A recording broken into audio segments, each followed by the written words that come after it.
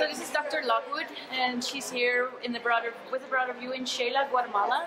Can you introduce yourself? Yes, I'm Dr. Monica Lockwood. I'm from the University of Bridgeport. I'm one of their clinical instructors with PA students. All right. And what was your week about here? Our week was to look for primarily chronic diseases, including diabetes and hypertension. We were also here to do physicals on patients, go to an elderly home and do physicals, and to a women's shelter. And what was your week like as a group, and how was the experience? So far, great. We had a little bit of a rough start. We hit some snow in Connecticut, so we lost one day, which was a little disappointing, but that was fine. Our clinics have been pretty busy, especially our clinic for diabetes screening and hypertension. There was a separate group. I was not able to go myself, but a separate group went to the women's shelter, and they were fortunate enough to do physicals on many women. Good. And what was for you the most memorable part of this week? I think the most memorable part was probably having the ability to spend extra time with patients, and then the patients really appreciating it, giving you a hug or a kiss or something like that when you help them. Nice. Did you take extra preparations as coming here as a group? Right. Well, as a group, there was probably only maybe about 5 that have ever done this before. So we had multiple meetings about how one country might be different than the next and what the expectations might need to be. So I think everybody was pretty well prepared. We had meetings in regards to what medications we thought might be best to bring down. We had meetings in reference to making physical exam forms.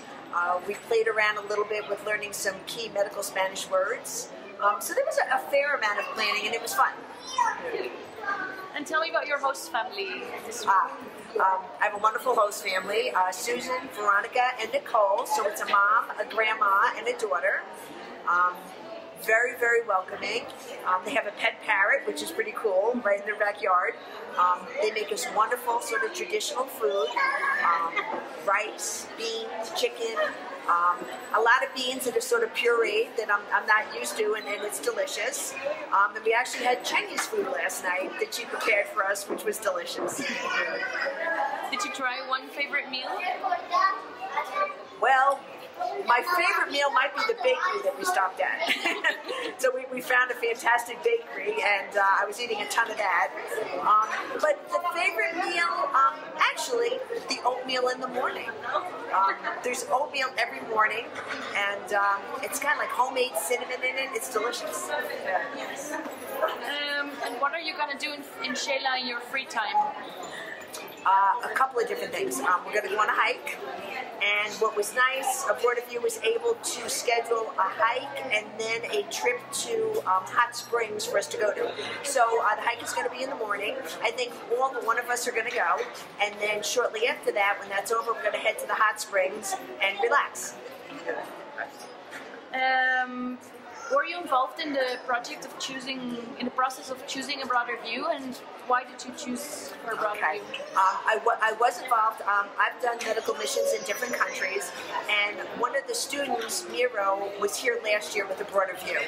And she came to me because she knew I was looking at different countries. She told me what the group did last year. She told me about the accommodations and how smoothly everything went. So I had an open mind. I looked into it and said, absolutely, because they had such a great experience, why not do it again? And since we had Miro coming the second time, we thought the continuity would be nice. What I have to say is we ran into some trouble with our travels, and Petra helped us. She got us accommodations in Mexico City. We had a safe cab back and forth, to the airport, to the hostel, and even here, just everybody is very available 24/7 with the telephones and their presence. Would you recommend this program to future volunteers? Absolutely. Yeah, absolutely, because I think one of the biggest things is safety. And right now with this mission, 2 of my daughters are here with me. One is pre-med and the other one is nursing. And I would feel safe if they came back down by themselves. Yeah, so I would definitely recommend this again. Right. Do you have any tips for volunteers coming to Xela? Tips? Well, I think what a board of you told us, keep an open mind. Culturally, things are different. Be